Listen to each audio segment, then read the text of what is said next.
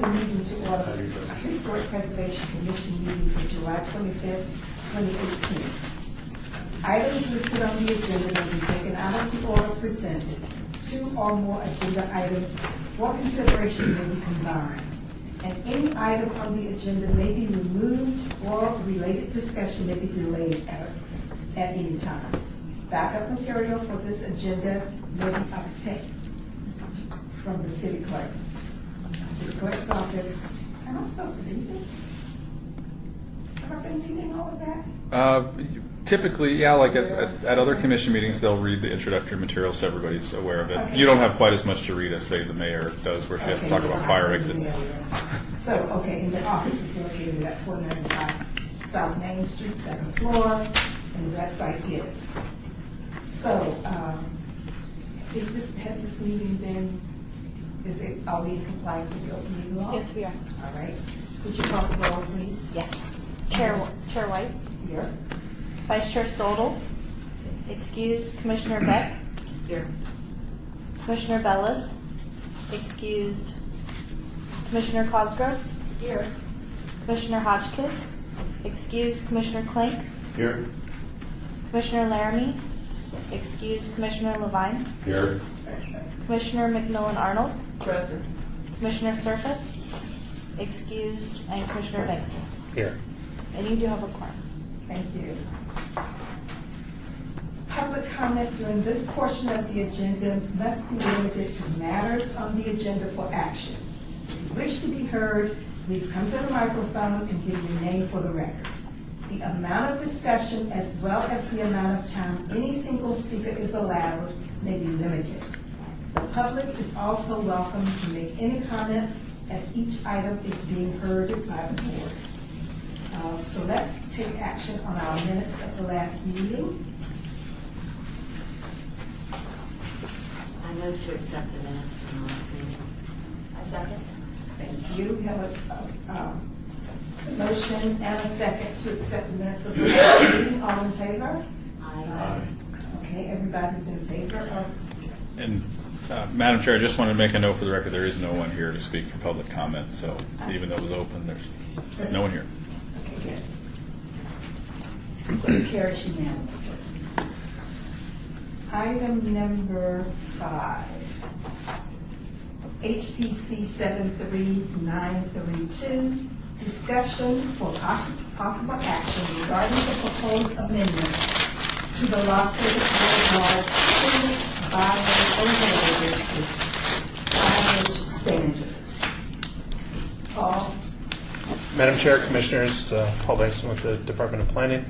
The Planning Commission has recommended approval of a text amendment. This was done at the June 12th Planning Commission meeting that would amend the signage standards for the Las Vegas Boulevard Scenic Byway Overlay District. The current standards require 75% of total signage to be illuminated. Illuminated means either neon or animated, which includes LED screens. The amendment as currently written would allow the LED screens to display video, where elsewhere in the city they are limited to static images displayed for a minimum of 6 seconds per image. So at the previous HPC meeting, this was before the commission. The commission wanted to have this on the agenda again to further discuss and potentially forward some recommendations to the to Councilmember Coffin's office for his consideration as this item would move forward potentially to the council for in bill form. So, is it possible that we can have some visuals of what we're talking about? What we'd love to see and what we would not want to see? Is that at all possible? It's possible. I do have an example of a sign. It's difficult to see of. I'm sure that we'll just get close. Right. Oh, and now it just closed for no reason.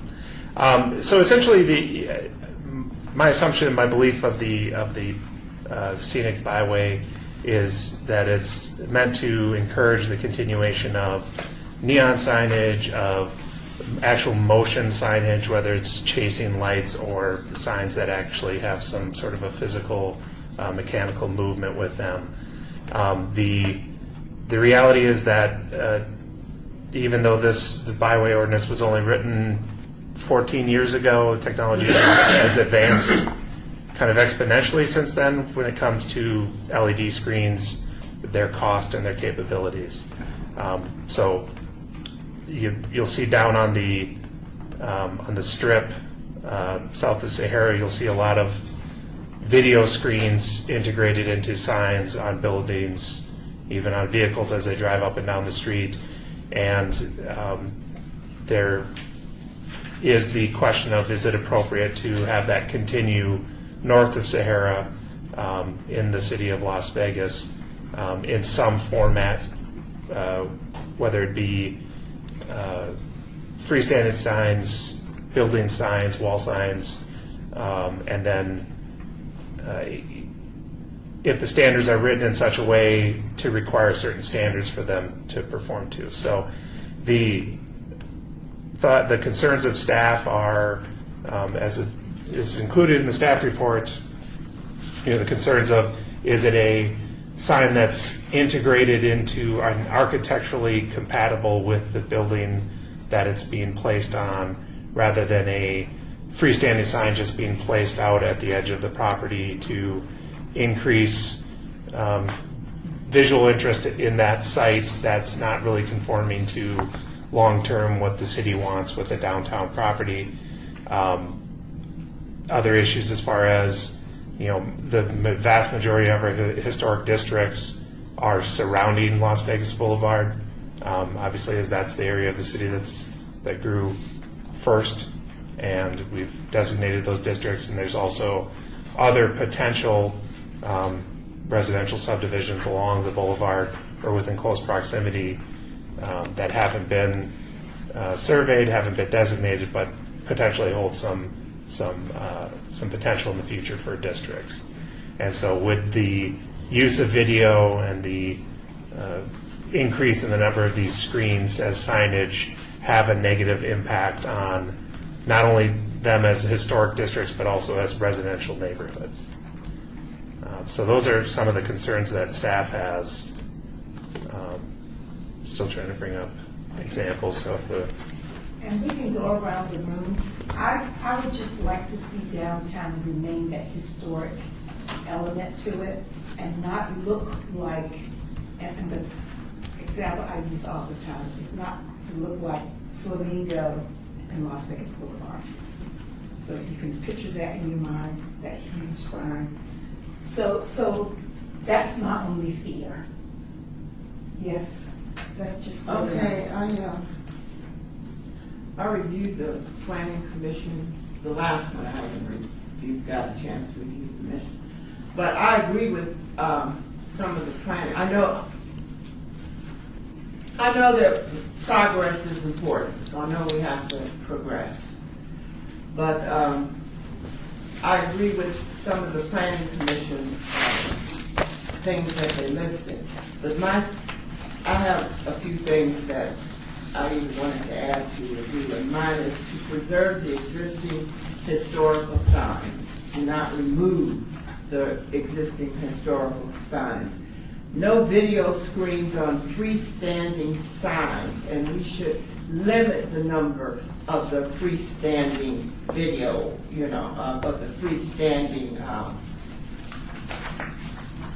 what do you call those signs? Those moving electric signs. We should limit that number.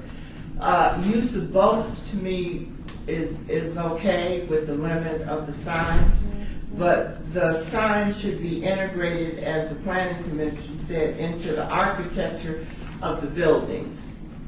And that's where most of it should be, is on the buildings, the architecture of the buildings.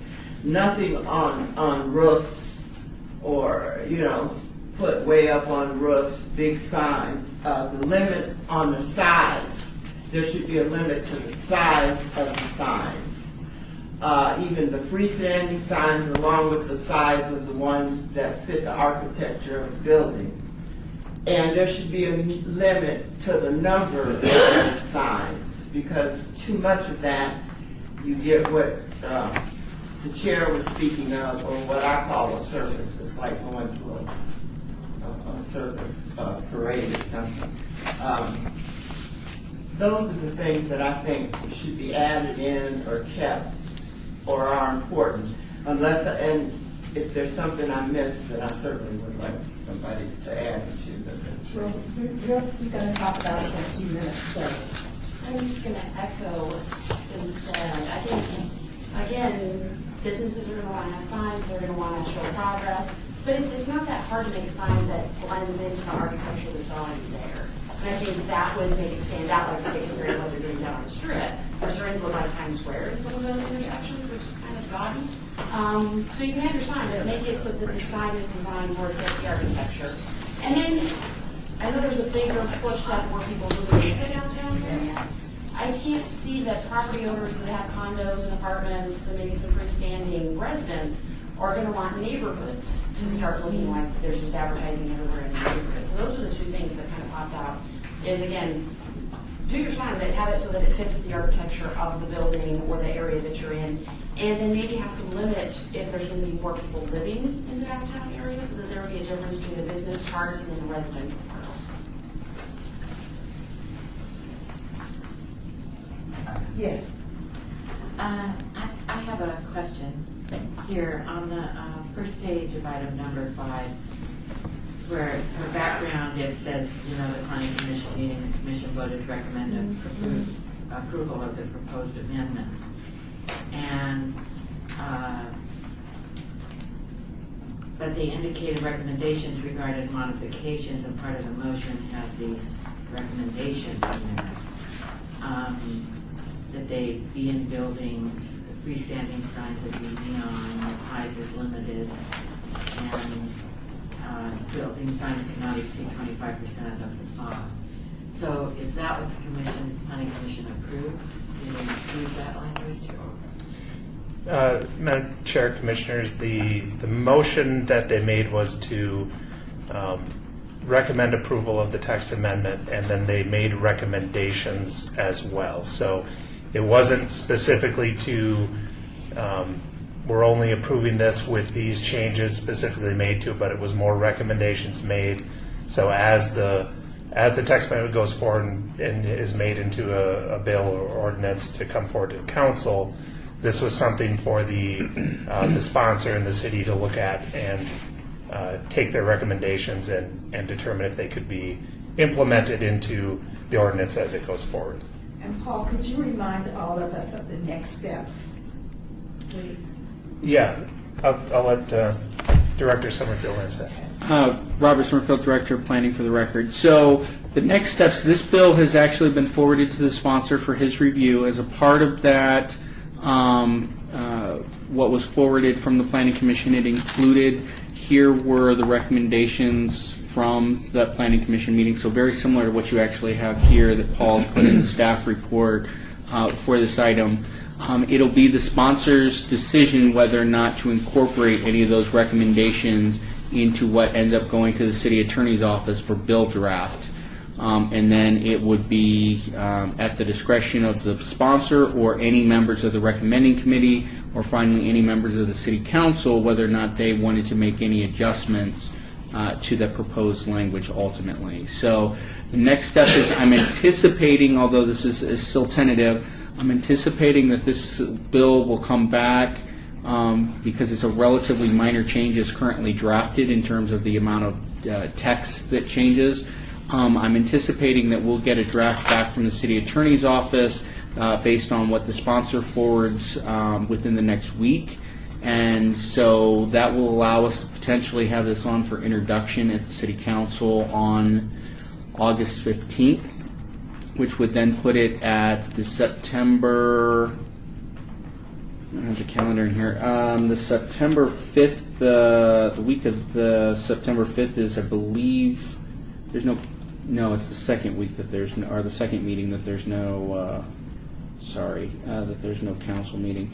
So if it's introduced on the 15th of August, there would normally be a recommending committee on the 3rd, but I think because that's a holiday, recommending is now on the 4th. Is there It's on a the recommending on the 4th? Correct. Okay, so then that would put it, if it is in fact introduced on the 15th, then it would be at recommending, that would be the public hearing on it. That would be on September 4th, and then it won't be eligible for adoption because of the fact that there's no second meeting in September until October 3rd. So the September 4th meeting is where? The recommending committee is usually in here. That's for the planning or the That would be for the city council's recommending city committee. council? Okay. Yeah, it's the city council recommending committee, which is a subset of the city council that does the actual public hearing on new bills. Ordinarily, it's here on big controversial things like what's happening on Monday. They do them in chambers, but normally they're in here where you guys meet. And this sponsor will probably be Councilman Coffin. The sponsor is Councilman Coffin for the bill, and so he sits on the recommending committee, so he will be in attendance for that meeting.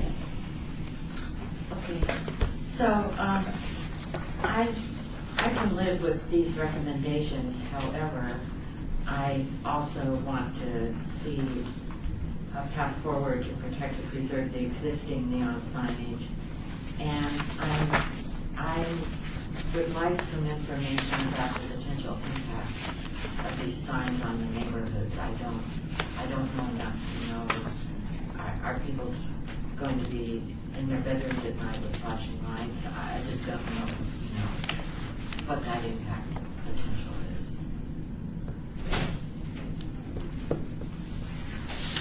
I have a question. With looking at the kind of what's coming down the pipeline with the form-based code, would that affect this particular ordinance? Is the form-based code going to apply to signage as well, or would signage stay as a separate ordinance? Madam Chair, Commissioners, the form-based code in its current draft format refers to Title 19 for all signage standards. So the standards would still be in place that are in place today, and they're just incorporated essentially by reference. So that's what would be enforced. But if I may, Madam Chair, so again, Robert Summerfield, Planning Director.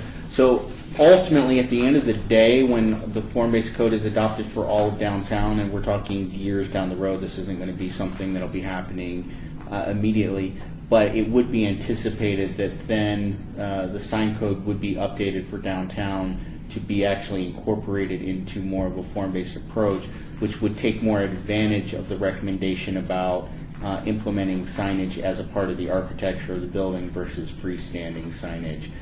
But as Paul pointed out, in his current draft version, signage is not contemplated in part because one of the long-term projects that planning has on its list, if we can get funding for it, is to actually rewrite our sign code. Our sign code is a very old sign code. There's been some more recent court cases that have provided mixed guidance on what a sign code should be addressing. And so planning has acknowledged for a number of years that we need to update our sign code, in part because it is very old and it's reflective of, in some cases, technology that's no longer even relevant today in terms of some of the aspects of fixing signs to walls and other things. So it is part of the long-term strategy that at the end of all of this, that the form-based code for downtown will take care of all components, but we're years away from that, unfortunately.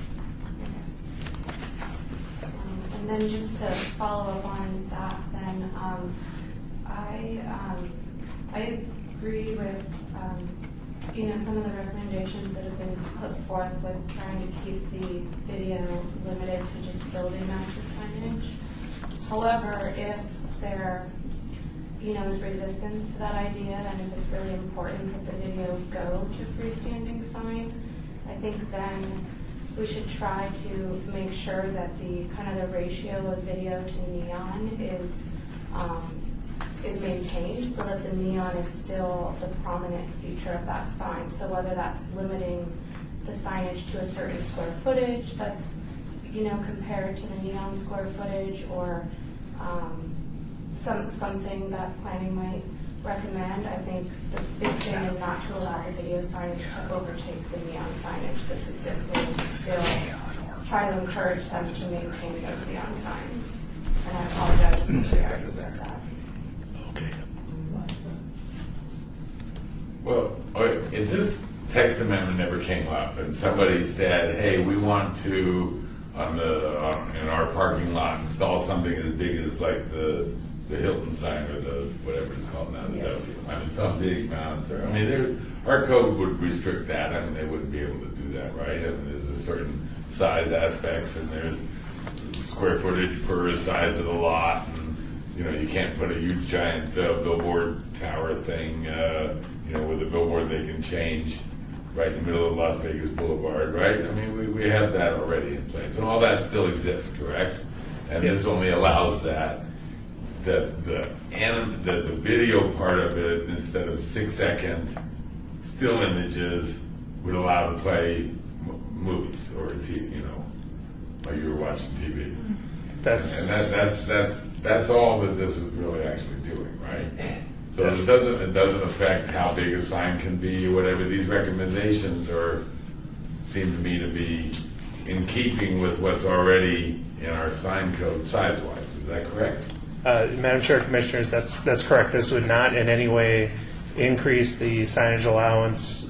It would just strictly, as you said, instead of static changing images, it would then allow video to be there.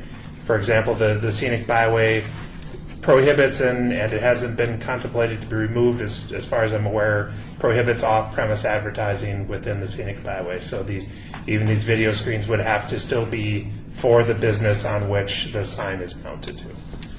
Size limitations, everything, nothing would change with this change that's proposed. Because I'm picturing like the big giant billboards at the corner of Sahara and Maryland Parkway, for example, over the top of the A Mall where the new Planet Fitness is, and those change, but they're huge. I mean, they're the size of one of these walls sitting up there at the billboard, but they change every 6 seconds. All right. I met with Bob Coughlin on Monday morning. Lots of other issues, but I brought this up to him. And he said that there was actually the moving video rule has a 35-mile speed limit, that you can't go moving video if the speed limit is more than 35 miles an hour, which is why you wouldn't get them on Sahara or Maryland Parkway or, you know, a major arterial street like that. So is that the case also in our current signage?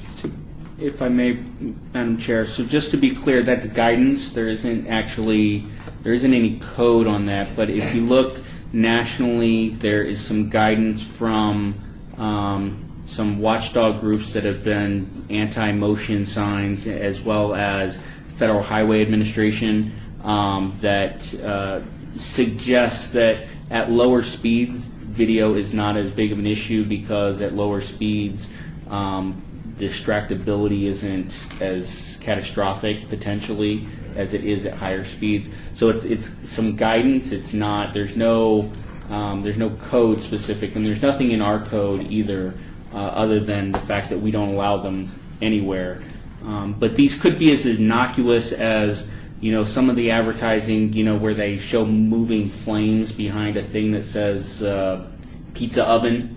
So it could be as innocuous as that, because right now you can't have the animated flame kind of thing in your video to actual video as if you were watching a commercial on television. I mean, that's kind of the spectrum that this will allow. But it's within the scope of existing signs. Any other suggestions, comments you'd like to?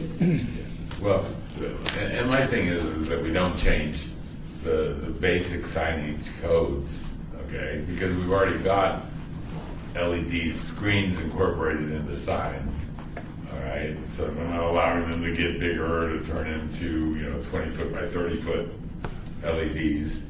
But doesn't it depend on the size of the building? Yep.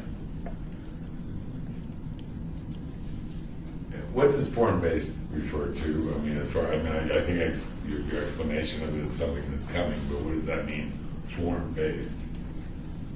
So, Madam Chair, so through you, so form-based is just a different, so our current code is what we would call a use-based or Euclidean code, which means that it's really about separating uses. Form-based means that it's a code that is derived from the form of the building versus what you do in the building. So it's just it's a terminology for what the emphasis of the development code is. That's all it is. It's just again, we have a standard code, which is what we have now, which is more Euclidean or use-based, which means it's really the first premise is separating out uses, which is why we have residential zones and commercial zones and industrial zones. A form-based code says instead you have intensity of development zones. So you have what we call a transect or a T3, so that allows a certain amount of intensity. And then what you do within that intensity is up to you, pretty much. Like, so if you want to do residential in that building, fine. If you want to do office in that building, fine. But it's really about the building that you develop, not necessarily the uses that you're going to do within that building. And that's kind of the difference. But that's what's referred to by form-based is more about the building you're building, not the activity that you're conducting.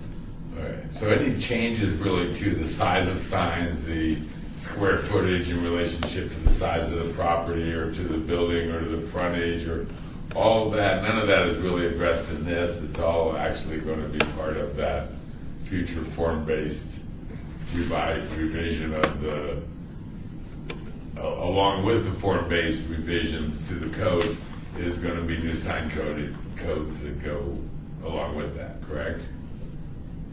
Yeah, so, well, it could be one of two things. One, as I have indicated, we need to completely rewrite our sign code, period.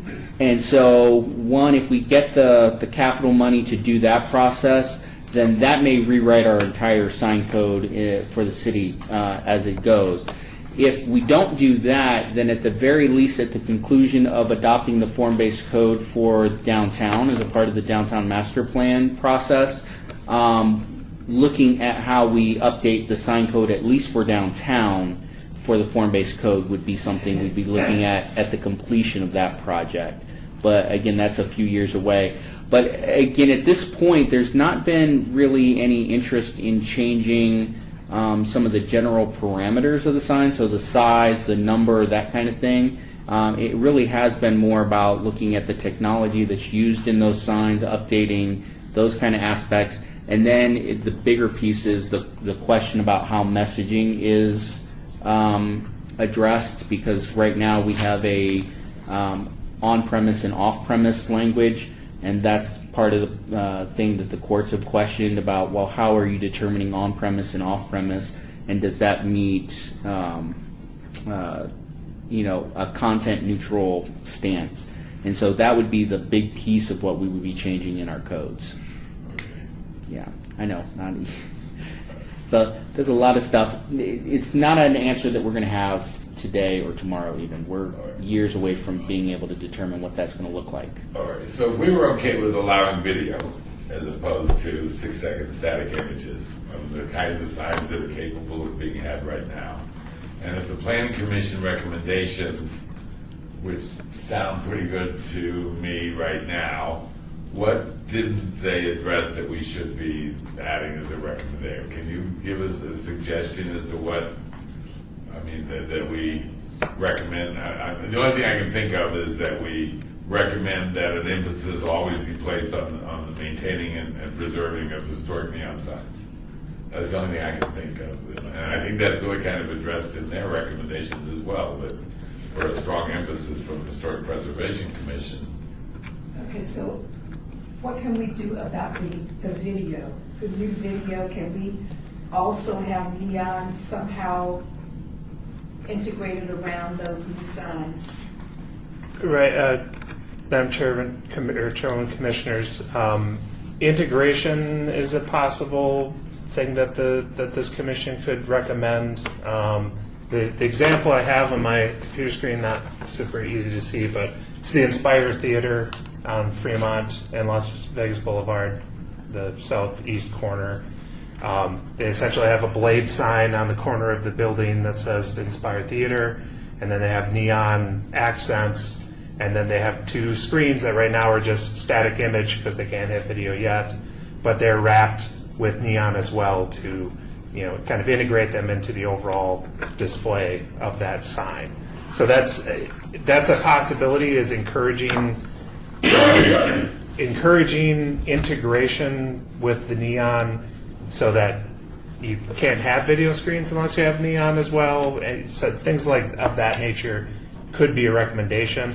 I think the talk of bringing the path to protect the existing, I think, is also something of great importance to this commission and to the byway standards as well, to try to encourage and incentivize potentially retaining that existing signage that's there.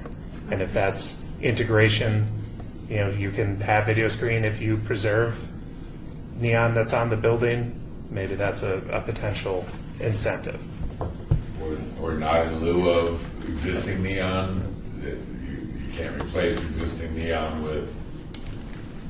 We recommend that existing neon not be replaced with video. So I thought earlier we said something about preserving the existing neon. I think that's a great idea.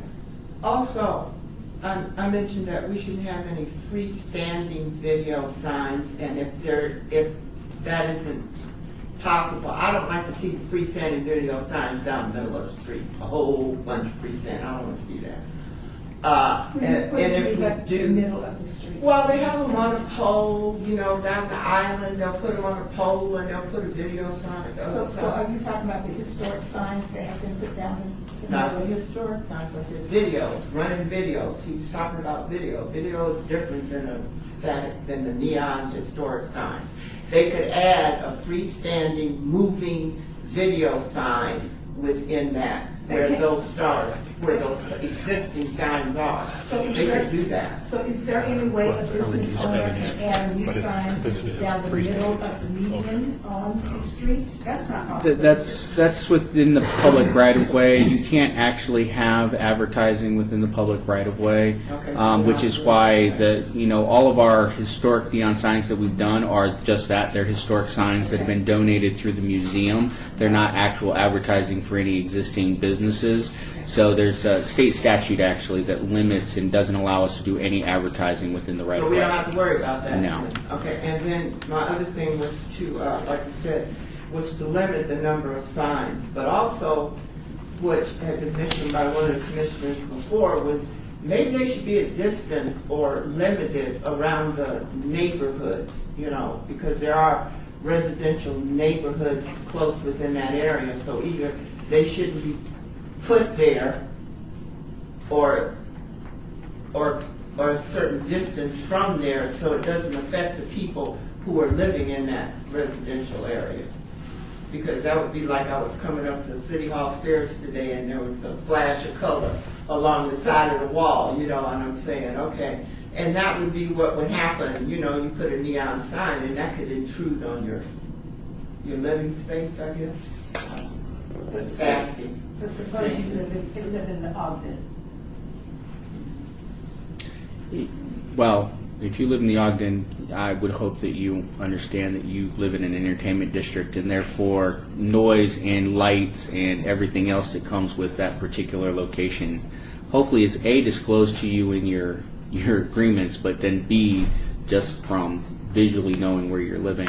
I did want to say to the point about the residential, so in our current code we do have residential protection standards specifically related to illumination to minimize the intrusion of light from signage, of all types of signage, not just neon, not just these LEDs, but any kind of illumination that results from signage from impacting residential neighborhoods. So we do have standards for that already in the code.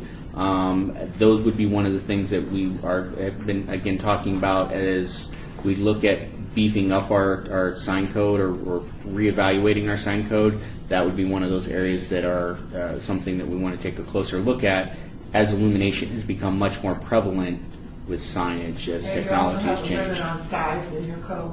Correct.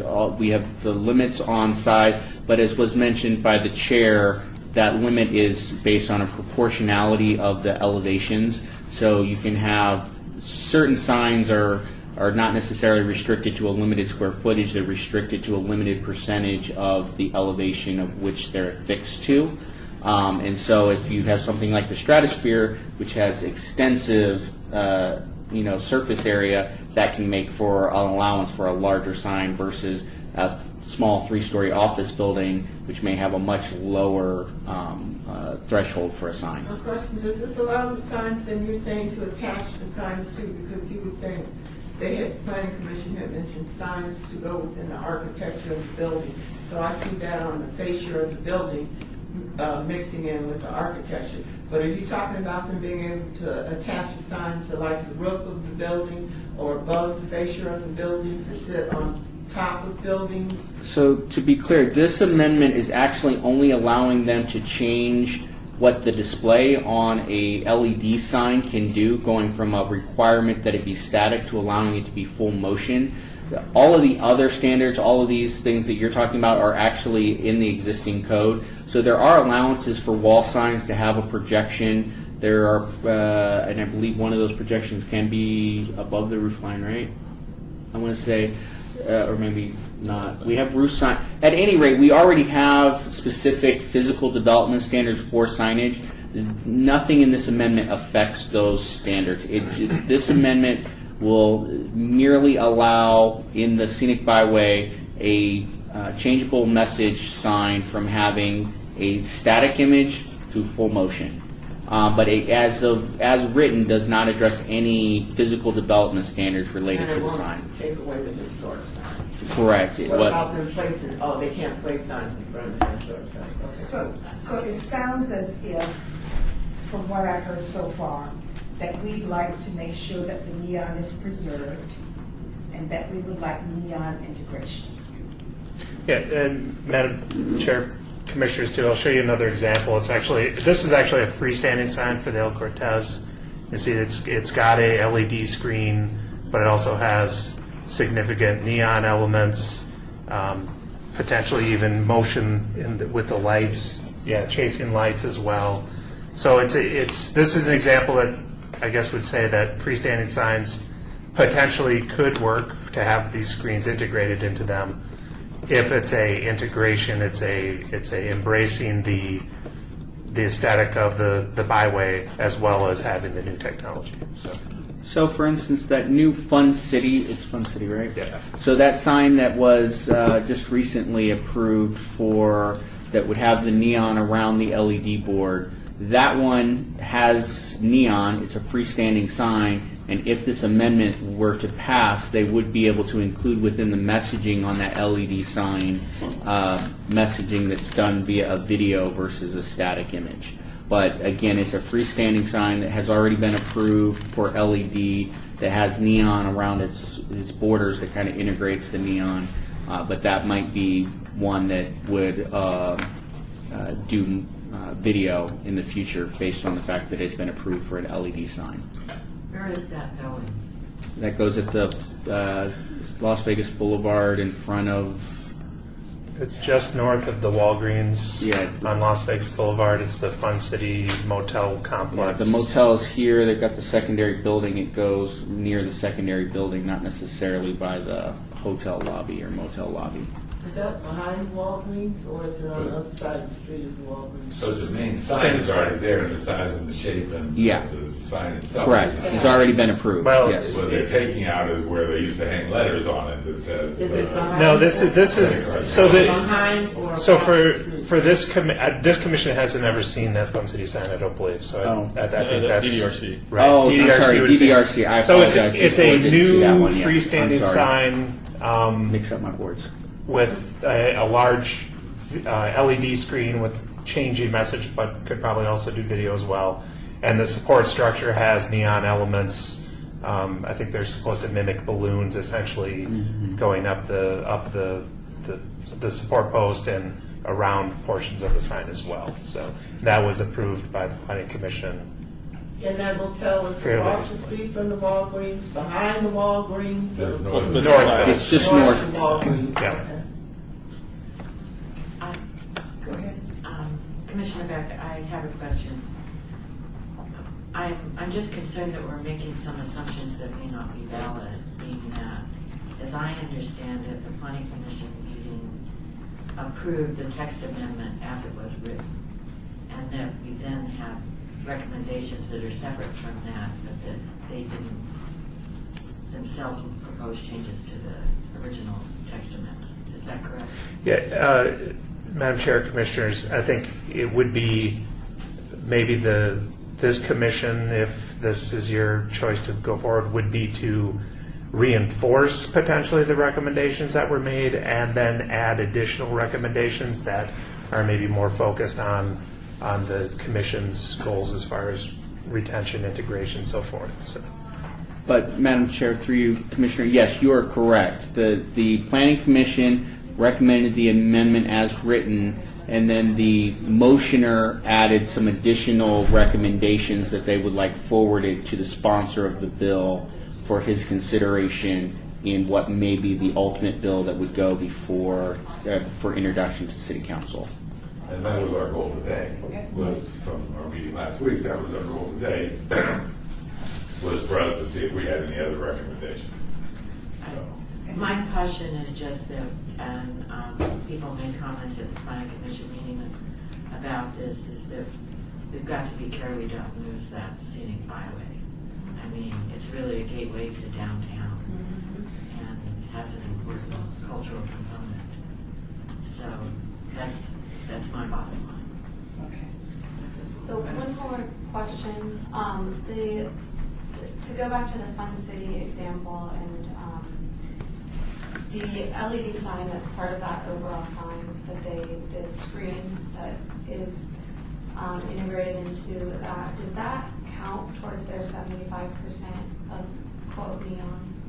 It does, correct? Yeah, Madam Chair, Commissioners, the way that the ordinance is written now is they're required to have 75% of animated signs, which includes motion animation, neon light, neon signage, and then LED screens are also included in that 75%. So essentially the video, if it goes through as the text amendment is right now, would also count as that lit animated signage, if it's in the form that it exists. Right. If the sign met the 75% by providing an LED screen, right now they would be able to do the 6-second messages. If this was changed, they would then just the same sign would be approved, except they could do video on that screen as well. but they could actually have a sign that was 75% video screen and nothing else around it. Yes. And that would be. It could be 100%. It could be 100% LED screen. Right now, the way the byway is written, all they have to do is put a screen up, an LED screen, and it satisfies the requirement of an animated sign. And that's what progress is, that we're not going to be able to eliminate, that you just can't do that. You got to put up a neon sign. So we're kind of stuck with that part. Although I think that's really what we'd really like to see, is that they all go away and we just have neon and a new That would be cultural ideal. and a new cultural extension of the cultural corridor all the way down to the byway become, this tourist attraction. So at and least stuff. we can try to preserve the neon. I think that should be the recommendation that we could add to the planning commission, which is that every effort be made to preserve all existing neon, right, as opposed to replacing neon. That's the only thing I can think of to really add. I mean, Commissioner Laramie, is it realistic to ask that the LED screens, which may turn into video, not count towards the neon percentage, and maybe the neon percentage is lessened so that, it doesn't necessarily have to be 75%, but maybe now they only have to do 50%, but no LED screen can count towards that, which incentivizes the restoration of the actual neon that's there to still get to that 75%, or am I just really complicating things? So, Madam Chair, that would be outside the scope of the amendment that you guys are discussing. That would be something that you could maybe add to your future agenda items list as something that you would like the planning department to explore as an amendment to the current scenic byway provisions.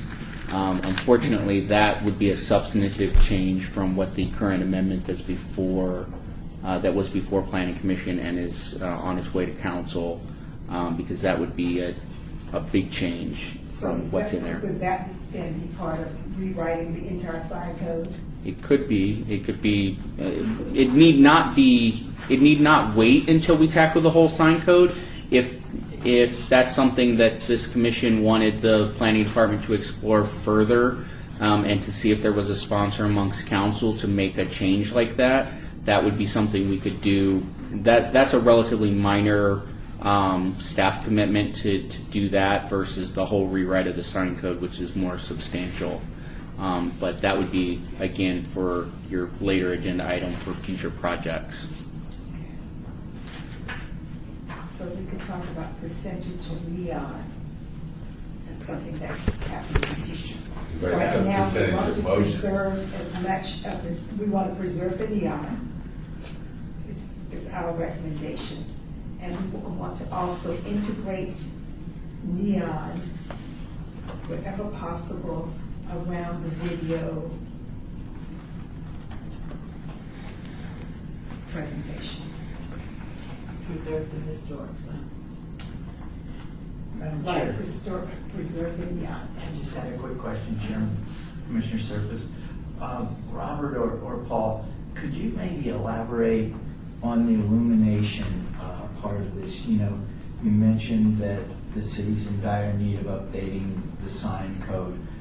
These illumination standards, would it be possible that, and I'm just kind of free-flowing with my good friends here, staff and fellow commissioners, but if you focus on the illumination part of this and that we're on a scenic byway, maybe the standard could be much lower because we're on a scenic byway, that these can't, in other words, to the business community, whoever wants these, if they're not allowed to be as bright as, say, in other roadways or thoroughfares, they wouldn't be jumping at the bit to go out and do this, and they look at neon as still a cool way to get their message out.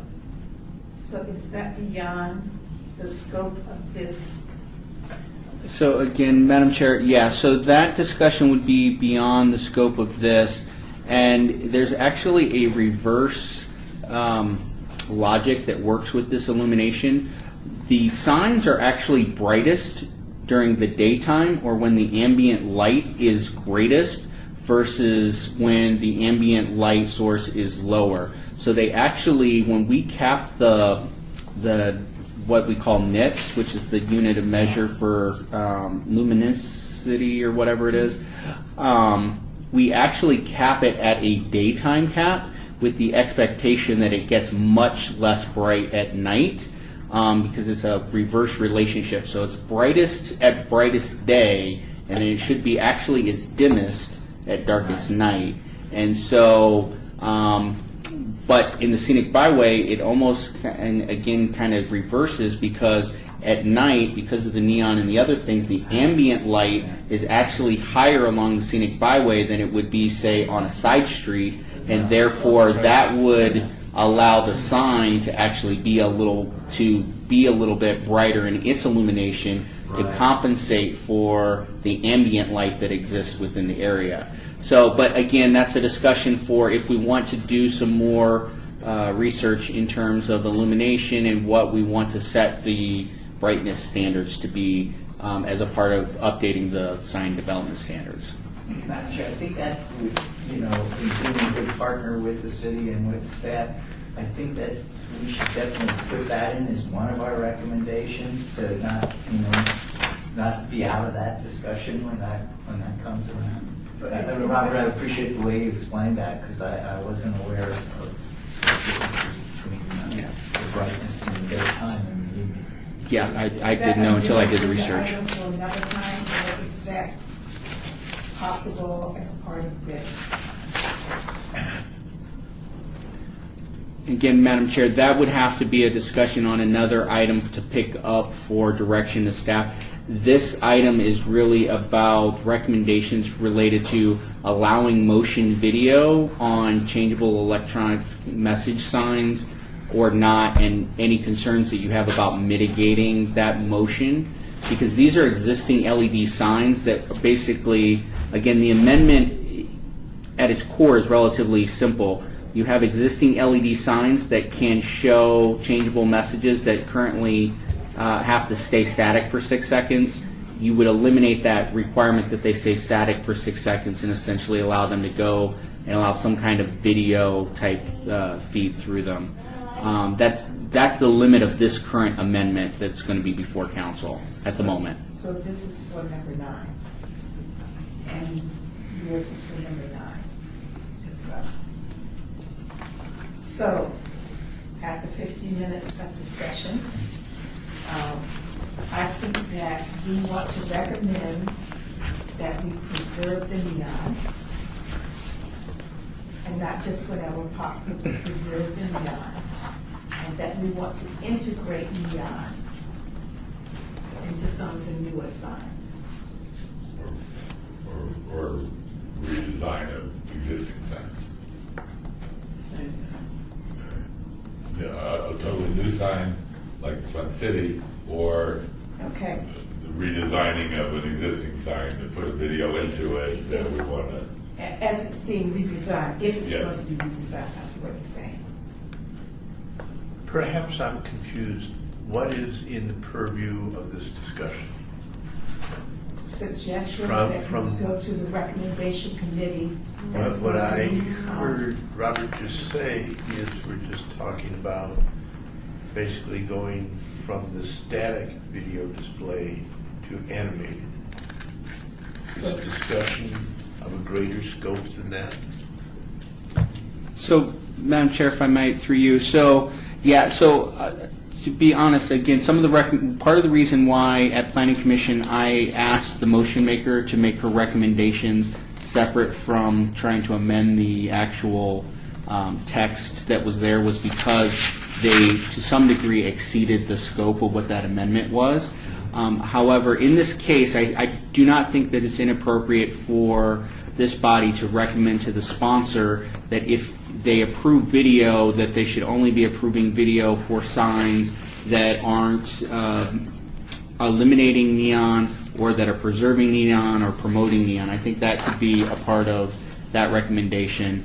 Additionally, one of the things I had heard Commissioner McMillan Arnold mention was that she liked the part that that was in the Planning Commission discussion about limiting motion to video or to LED signs that are part of the actual building versus LED signs that are on freestanding signs.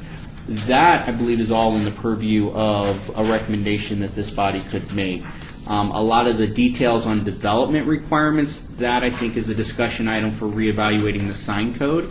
But as far as making a recommendation that any allowance of video be limited to building signs that are integrated into the building and or signs that promote the use of neon in the development of the sign, I think those are recommendations within this body's scope relative to this amendment that's going to be before council.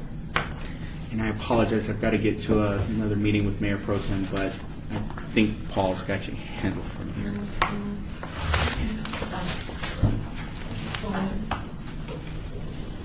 Where I seem to be on this is that, I think, and from what I've heard, is that we don't support the proposed amendment as it is currently written. And I think we need to specifically state that that's our position. I disagree with that. We do actually, we're not opposed to allowing the videos, which is what this does. It doesn't change the existing code as far as size and shape and color. And all we have the opportunity to do right now is to make a recommendation for a bill that hasn't even actually been written yet. Right, it has not been written. It hasn't been written by the city attorney's offices and hasn't been presented to a recommending committee where we could have public comment. So I don't see that I'm opposed to allowing video, but we do have the ability to make recommendations of stuff that they could add to it. Correct, and I agree, I'm not saying I'm opposed to video, but I do support the motion that was made at the planning commission meeting that's in our materials, which talks about, about signs being incorporated into buildings, freestanding should be neon and so forth. I think this is a motion that we should, I support. Oh, yeah, I do too. Do you also have suggestions to add to it? Well, then we're back to that we want to, we do want to see something in place, but I that may be beyond this discussion to protect the existing neon signage. And because we're the Historic Preservation Commission, we can say that. Yeah. And so, but it's important to me that there's that difference between what's in the so-called current text and what was recommended. But I think we support the recommendation. Right. Right. That would be one element. First element of our recommendations is that we concur with the Planning Commission's recommendations, and in addition, we recommend X, which is, and I think that's. Is that the same thing that you're saying, Kareem?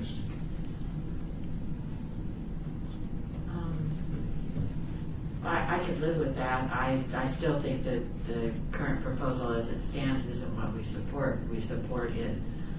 We don't support that current text. If these things were added, then. Madam Chair, Commissioners, if I could throw out a potential motion for consideration. Please. The HPC agrees with the recommendations made by the Planning Commission and further recommends that video display only be allowed when existing historic neon and signage is being preserved, or the video display includes neon or animation as a design element. I'd be satisfied. I could live with that. I think we did the I one second word. the If you motion. read that again, I think there's one word you have to change there. When I said the animation one, neon and or animation, Yeah. because that's I'm trying to think of a way to say to allow chasing lights, to allow true mechanical animation. Commissioner Mary, is there a way to kind of just say maybe a mix of video or light technologies so that, which kind of talks about what we were just saying, so that there's both static, both, the 6 second or whatever, and then the video, which is kind of what we're talking about. Right, so I care about the neon. I agree with his. So why don't we do, to streamline this, why don't we just have someone make a motion consistent with what Paul read, and we'll see where that goes. Because one thing you're going to also have to decide is how you want to present this recommendation. I mean, you don't have to do it in writing, so you don't have to get every word correct if you're going to assign somebody to go and talk to the recommendation. And by the way, any of you can go as individuals too.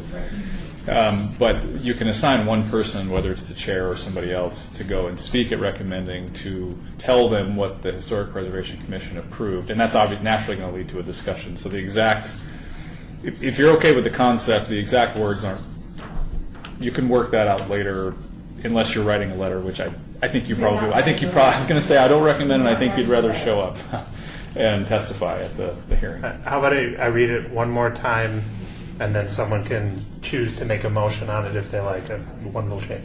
So the HPC agrees with the recommendations made by the Planning Commission and further recommends that video display only be allowed when existing historic neon and signage is being preserved, or the video display includes neon or non-video animation as a design element. I make a motion that we accept his reading. And I second. All in favor? Aye. Any opposed? It carries unanimously. Yeah. And you would, the actual ordinance should be, if the timeline works out the way Robert said, should be drafted by your August meeting, which will be still in advance of the recommending committee, which at the earliest would be September 4th. So you'll have, I mean, to the extent that something changes between now and then, you'll have an opportunity to address this. But the recommending committee does not meet until September or something. That would be the earliest. It's not set yet because the ordinance hasn't been introduced yet. Robert's expecting it'll be introduced on the 14th or 15th of August. So we're moving on to item number 6, HPC 73933. Discussion for possible action regarding the Reed Whipple National Historic Register nomination. This is for the nomination that is attached. Ward 5. Madam Chair, Commissioners, the HBC accepted the National Register nomination for Reed Whipple on January 25th, 2017. City Council approved that nomination and authorized its submittal. As was mentioned, the nomination was attached to the report. The process for this nominations is it's reviewed by SHPO, then it is forwarded on to the Secretary of the Interior for review. The Secretary of the Interior returned the nomination to SHPO with comments requesting modifications to focus more on the building as an example of modern architecture rather than its association with the church. SHPO has offered to complete the research and the modifications, but there's no timeline for when they would get to that work specifically. So this was requested to be put on the agenda last month to, I think, have the commission to discuss the status of it and what steps the HBC might possibly consider. I would say if there was any intention to fund something like this, we would probably need to have it on the agenda again to identify sources specifically and kind of track down timelines for making application and so on. But so it's before the commission to discuss the status. So does SHPO have this on their agenda to actually work on anytime soon? Or do they need help with an outside agency to actually do what the National Register is asking?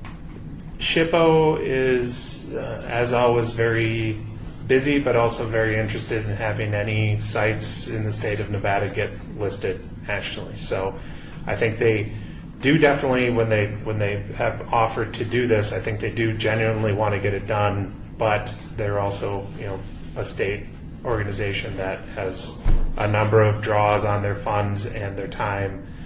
So I don't believe they're actively working on it now. I think it kind of really, at the time it came back, went on to the bottom of the pile of the things that they do want to get to. So there's no specific, we're working on this right now. It's more of a we can and will get to it.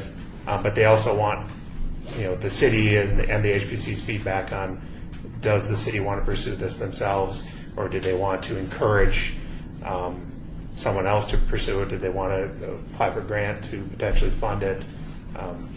Other options that are out there. How extensive is the show? I'm sorry, I didn't read the background. How extensive is what the Park Service said needed to be changed? I mean, is it a matter of retyping the thing and changing 2 words, or is it a whole new set of research? It's going to involve definitely some more research and some modification to the text. So it's not as simple as just editing. It would definitely, if someone was hired to do it, there would be the inclusion of some additional research to go forward to then modify the language and the approach. $10, $1,000 worth. So right now, the entire report leans toward history based upon its relationship with the Mormon Church. The entire thing is written that way. So now they want to rewrite it with the building as the main focus, the architecture of the building, but that's to be the major focus. So it really some major work has to be done. If you can even just page through it and read the topic sentences to see how much work we're going to have to do. Because So I've can been we past it, then, but can we then, have,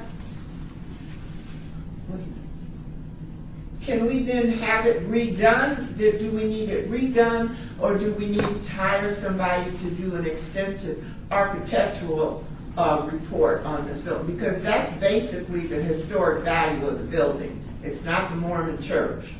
The historic value for the Reed Ripple Center is its architectural value, the fact that it's been there for so long. Madam Chair, So do we need to have- Commissioners, changing the criteria that you're writing the nomination for will change the approach and change the writing, change the research that you would do to write that nomination. Now, the company that wrote it, they would still have a great deal of background research would have already been done and collected, and they may be able to assemble things that they cut out or didn't include to put together something to modify to bring it forward. Someone else who may be starting a little bit from scratch. I don't know exactly what SHPO's approach to it would be when they would take it on. So then if we got a company to add to that, So can we get a quote? the existing company that did it? We could do that. I mean, that if the commission could direct staff to get a quote that doesn't commit anything necessarily and doesn't change anything with the process the way it is now. If SHPO suddenly picked it up and started working on it, we could just drop that pursuit of a quote and getting any bids or anything like that. So that is certainly an option. well, certainly from the people that created it, because I remember the discussions and when they presented it to us, there was big discussions on the architectural elements of it, and there was research that was done, and they said we could go this direction, we could go this direction. We decided to go this direction, which has now been rejected. So let's go the other direction. But let's get it this I'd like to make a motion. Okay. What is your- Can I make a motion? Yes, you may.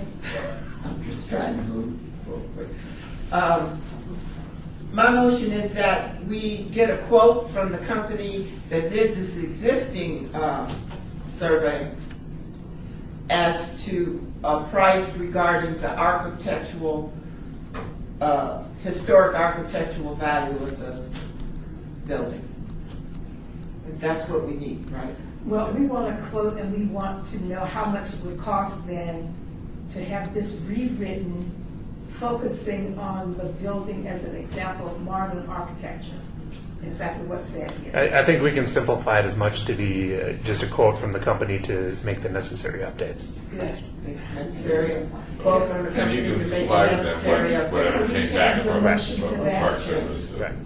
To make the necessary updates. All we need is a second. A second. All in favor? Aye. It's all done. Carries unanimously.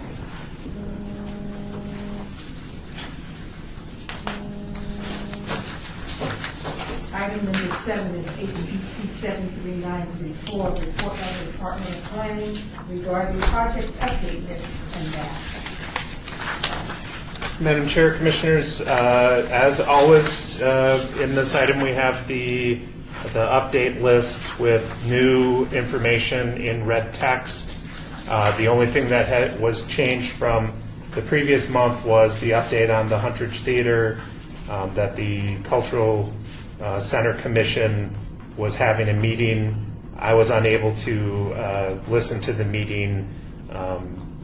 We would be able to get an update on that, and I can talk to Vice Chair Stolall prior to the next packet to get an update from him, since he participated in that meeting, to understand what the status is on the Huntridge Theater. Otherwise, there's no other additional changes on this list. Any questions, any comments about any properties? I'm not sure if it's here or when it should come up. I was wondering about the Alfred Hall. I didn't know where that came in. Yeah. So I was going to give an update on that once you guys addressed all of yours. So last Wednesday at the city council meeting, the applicant, so the El Portal, brought an application that it was kind of an interesting procedural mechanism. But the gist of it is they are going to redesign their plans to leave the sign where it is. So the sign is, what was approved here moved the sign to the eastern end of the building, kind of right up against the adjacent building. They are now leaving the sign where they are and removing, at least for the time being, the LED boards from the front. So I don't know if planning has received revised drawings yet. What the procedural thing that they did is they removed the condition that required it to go to HPC because they were, which normally would be bad, but they're actually doing what you really wanted them to do in the first place, which was preserve the sign in the most prominent location possible. So I'm going to reserve a comment on whether this worked or not when we see the plans, but it seems to have worked out well, at least from this commission's perspective, in that sign is now going to maintain its prominent location on the front of the building. Now, there will still be a balcony. They were taking out some of the facade to create an open-air balcony behind it. That's still going to happen. Yes. So That's what I was concerned, because they were taking out the wrought iron where the window thing was, that part of it, which was historically part of that Spanish part of that building. So they're still taking that out. But, I mean, that was part of our recommendation, is that they leave it. I don't see why they can't have an open balcony and leave that stuff behind. But, yeah, I don't have a copy of the plan. I don't know how they address that, if at all, in their plans that were ultimately approved by planning. But I think the important part is they are leaving the historic sign just where it is. And all other elements that the HPC had requested or recommended, the plaque being maintained on the front, the history art wall being installed, the terracotta roof line, all those things are still contemplated, and staff's aware of those, and we will work with the applicant to make sure that stuff is still included. It's just the matter of, instead of extending that LED signage area and the balcony out past the wall face, they now have to essentially stay with the wall face. So, and once we do have something approved, we'll bring that at least as an informational item back to the commission, so you can see what was finally brought forward. So here, it eliminated the condition which required the applicant to bring revised elevations to the HPC for review. Does that happen very often? Is this normal? Is this something we've got to start watching out for? What was unusual was that there was a condition placed on it to go to HPC in the first place. I mean, that was a very forward-thinking idea that was proposed. Well, I don't know who proposed it originally, but Councilman Barlow ultimately made the recommendation, because he didn't have to do that, because that particular building was not in the scope of what you review for certificates of appropriateness. So it coming to you was the unusual part, and the applicant working with you was something that they would not otherwise have been required to do. Removing the condition was it was sort of a backwards thing that happened, where when the applicant started working with Fremont Street, it actually turned out that the best solution was to leave the sign where it was, but they actually couldn't do that with the condition, or else they would have to come back to you, which of course the applicant has spent a lot of time and working on this now, almost a year. So I don't think this situation will come up again, if that answers your question. It was very unusual circumstance. Yeah, well, we appreciated being able to review that. It would be nice if we had others come our way too. Well, I think the one consequence of this is that Councilman Creer got to know the process of this, and maybe will consider doing that on his portion of Fremont Street in the future. And I know Councilman Coffin throughout this process expressed just generally that he wants to preserve all of those signs, all the signs that he can. And of course, there's the big project at the Derek Stevens project on the corner where there's some significant signs that most likely would be working their way back into that design in the near future as well. I think tourism trends are going in our favor. Yes. Because there was just a whole story going on in the news about how millennials like to do what's called Instagram trips. Yes. Where they want to go to like iconic places that they've seen on Instagram Take a and take a picture of the exact same place. And more you're seeing like these older signs and sort of districts because they're different. You know, it's not the usual place. It's actually going into neighborhoods and it's going into places that happen to sort of be historic stories that go along with them. So I think the tourism trends, God bless millennials, Yes. are going in our favor. I think that was something that was mentioned when they came here to do that. Yeah. That they need to start, you know, I think I mentioned that to Yeah. them, that they would be happy That's very to see cool. restored, they're into restored, to see restored, or historic buildings. Right, the tourists want to see that. Yeah. And this kind of bringing us back to some of these other, we'll keep going through these things, but the fact that this commission talked about the scenic byway text amendment is a result of staff getting the information to Commissioner Laramie to look at these planning commission agendas, find things ahead of time. So the hope would be, instead of the El Portel being a condition from the council saying, go back to HPC to look at this, hopefully it'll be identifying it ahead of time, have the time to take a little action, make a recommendation to give to the council so they can consider it before they approve something and put a condition. So, And I would imagine the next time someone does something on Fremont, they will have a precedent that was set for how the process works, and maybe they will do some of this up front and maybe even come to you in advance, or at least work to preserve the historic elements of the building as a primary consideration when they're redesigning or redeveloping. Great. So, Commissioner Laramie, is everybody good on the L portal? If I jump into some of these other items? I just have a couple quick questions because I didn't have the extended planning commission agenda for August. I don't have that yet, but on this potential planning cases coming up, are any of these cases likely going to be on that August planning commission agenda? yes. And so which ones would those be? I think all of these will be on there with the exception of number 4. I think the rest are proceeding forward. So on this list, you have the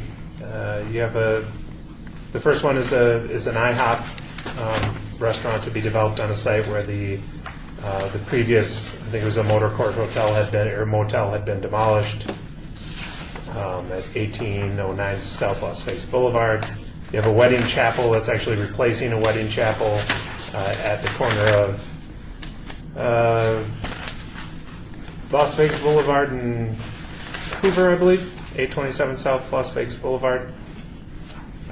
You have at 808 South 6th Street is a mixed-use development on a vacant site. The number 4 is the West Side School, or next to the West Side School, the off-premise sign that's been on this list for a few months. They have not moved forward with that yet. Short-term rental at the Ogden, marijuana cultivation facility for 800 West Mesquite. That's actually in between 15 and the 95 in that industrial area. Cultivation only, no production, no dispensary. Another short-term rental in John S. Park, and then the Tavern Limited.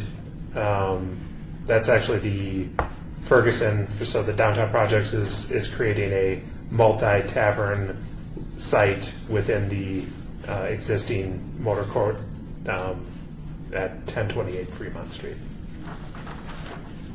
So the, going back to number 2, the wedding chapel, is there any, does the staff have any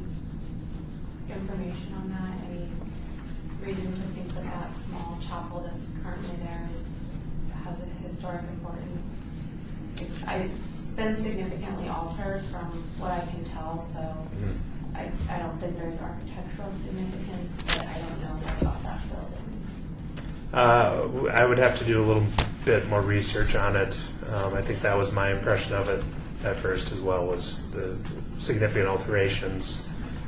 But I'd have to do a little more looking into the history of it. Which chapel is it? It's I actually don't know. I can't see the sign. Let me see if I can zoom in.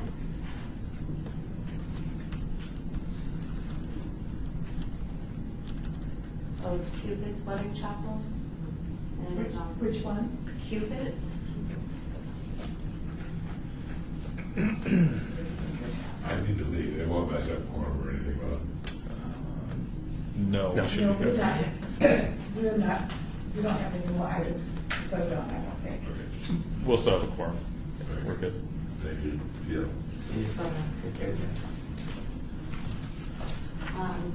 I mean, generally, I don't, nothing jumps out to me personally. It's just that the wedding chapel possibly has some history that's interesting, but maybe not. We have hundreds of wedding chapels, so I don't want to make a huge. I know that wedding chapel's been there for a while, but like I said, it's been It's changed and altered, changed yeah. and changed and changed. But there's been a wedding chapel there forever, but I can't say that that particular chapel is historic. And the same owners would be rebuilding a new chapel on the site as well. So the historic use would continue on the site at the very least. But I can look into to see if we have any further information on that. I have a question about the number 4, about what is the signage from the west? It says it's in the. So the way that this map works is it designates which historic district it is near, not necessarily in, actually. So in this case, it's the city of Las Vegas owns the property to the east of the historic West Side School, and they're working with a advertising company to do a billboard on that site. Is this the Parkey? This is the Parkey, so it would be it's a billboard, but it also has some community message to it as well, like welcome to historic West Side, or welcome to the historic West Side School, and it has some design elements that mimic some of the parapet walls on the school itself as well. So, and again, this has been popping up kind of regularly over the last 3 or 4 months. I don't believe it's even going forward in August. I think it's been delayed again. Yeah, I know So- the actual about. So this is similar to the sign that is near the Dula Center. Correct. Yes. Yeah. And I haven't been able to find that sign yet. I've driven by it slowly. I can't find the sign. You need to be on. Near Dula? Not Doolittle, but Dula. Dula, I said near the You- Dula Center? It's, the sign that's near there is similar to the sign that's gonna go near the West Side School. Oh, okay. So that's why I've been trying to see The- what that looks like. The best way to see it is on the 95 heading north as you go by just before the municipal pool there. You see that complex. And the sign has a pretty interesting, I'm trying to remember what's on it. Is it a pair of dice and a mask? I can't remember. It's fancier than a standard billboard. I mean, it's a billboard, but it's got some design, more interesting design elements to it. I'll continue to look for it. I don't know that I want to drive on the 95 train. Maybe several of us should go together. If you go onto the site, if you drive into the site further, because it's oriented towards the freeway, so it's really hard to see from Bonanza or the Boulevard, or even whatever the other street on the other side is, 4th Street extension there. So if you drive into the site, kind of in between the 2 main buildings, you can get back there and see the actual sign. So. Of course, I've never paid attention to it, so, I mean, I have a question. So when is action planned on these items? Are they? Because we have to do this map, these are all maps that we do before an agenda is officially set. So Many of these will go forward to the August Planning Commission meeting. Some will be delayed and go forward September or possibly never because the applicant decides not to pursue them. But we can't really put a date on them because they're not officially set onto an agenda until a week prior to the meeting, essentially. So that's why it's a little vague, because we're trying to get the information out early, essentially. And when you go to the planning commission's agenda, there's so many items. Can you do a find? Yes. You can do a find? Yes. How? I think you just Control F, and it'll bring up a little screen. You can search for the specific case number you're looking for, or if you know it's the specific name of the business owner is listed as the owner, you can search for that. So, yeah. Good. So thank you so much for attending these meetings. One day I'm going to attend one with you. And When then is the next meeting of the planning commission? August 14th, it's actually going to start at 4 p.m. There'll be some non-public hearing items that'll be handled at 4 p.m. And then at 6 p.m., in theory, the regular agenda will start. And they can go until 3 o'clock in the morning. That's crazy. Hopefully. To piggyback on that, Commissioner Laramie, I've heard rumors that planning commission is going to twice a month, potentially starting in August. Is that true, or is that still being decided That's on? still being vetted. It definitely will not be not two regular meetings in August. Like I said, it'll start at 4 p.m., so that's actually a special session of the Planning Commission. So there will be sort of technically two meetings in August, but they're on the same night. The city's still vetting and working with the council and the commissions to determine if going to two meetings a month is the approach that's best for everyone involved, including residents and applicants. If you have an agenda that goes to 4 o'clock in the morning, I mean, 4:40. common sense tells you that your agenda is overwhelmed. It's overwhelmed. Therefore, why wouldn't you have more than one meeting? Is that a motion to send that recommendation? Can we eye roll over? Yeah. So the other map that I included, and we don't really need to, this is more for your information, and then as we move forward, we'll kind of use these to discuss things and get to better understand wards as we work with council members, hopefully going forward. But it's basically just a ward map for each ward with the properties that are at least, have a building that's at least from 1968 or earlier. So it indicates where the high value potential targets for preservation might be. And then we'll augment this as we go forward with, also in your packet was this sheet. Don't get it confused with the other version that goes on to several different pages that for some reason was included. But on this one sheet are the historic sites that have been designated in the city, 29 of them. So those are the historic sites, and we'll get those put onto the ward maps. So as we go forward and have discussions, you'll be able to see where the historic sites are in each ward and where some of the older structures are in each ward. And that's really, as I said, more informational than everything else. So we really appreciate this change and the evolution of it. Is the word, okay, I got it now. Answer my question. We will not be inviting Ward 2 anymore to the historic. They don't have anything from not one property. Oh, we better work on that. So we have a color printer, it really makes it. So the last agenda item, well, not really. Agenda item number 8, HBC 73935, report by the Department of Planning regarding historic and archaeological resources in the local media. So is there any, I kindly printed out too. So if there are any that you want to comment on? You can do so at this time. I printed out the one of the changes coming to downtown Las Vegas. I think that we might want to have that, oh, that's a future agenda item. With the changes coming to downtown, you might want to look at that one. If you did not see that, I think it was in the newspaper, or maybe it was on NPR. Comments on any of those? Okay, great. Number 9, HBC 73936, discussion regarding topics for future agenda items by the Historic Preservation Commission.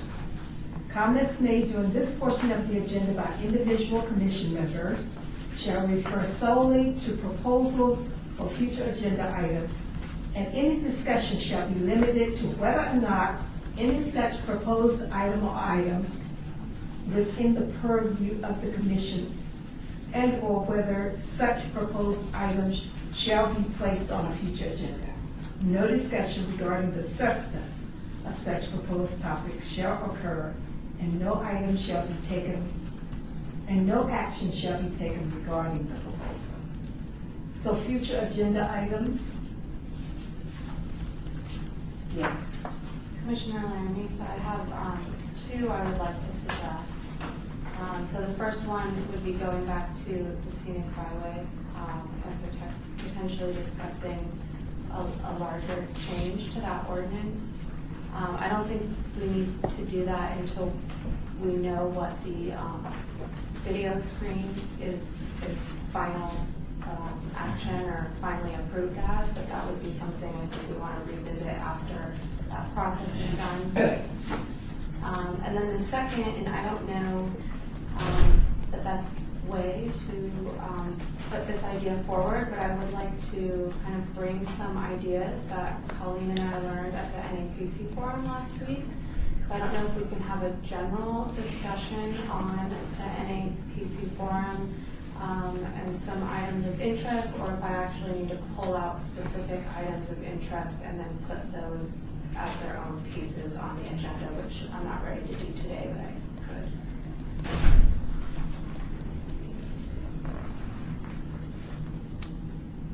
Any other items for future? Maybe, Madam Chair, Commissioner Surface, an update on adaptive reuse ordinance, Paul? Is it, there's at a point where there's a chance to have a discussion?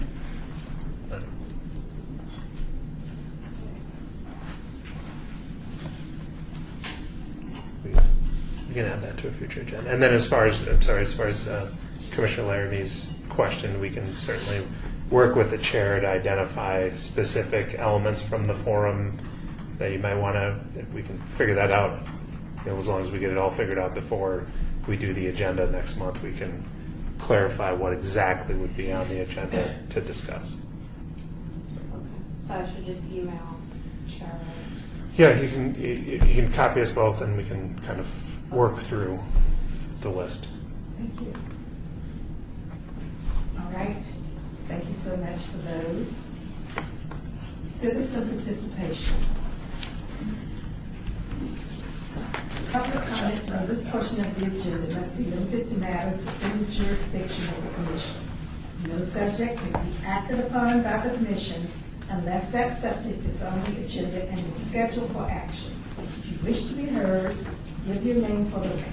The amount of discussion for any single subject, as well as the amount of time any single speaker is allowed, will be limited. Anyone want to make a comment? We have no public. So that's no. So we are adjourned.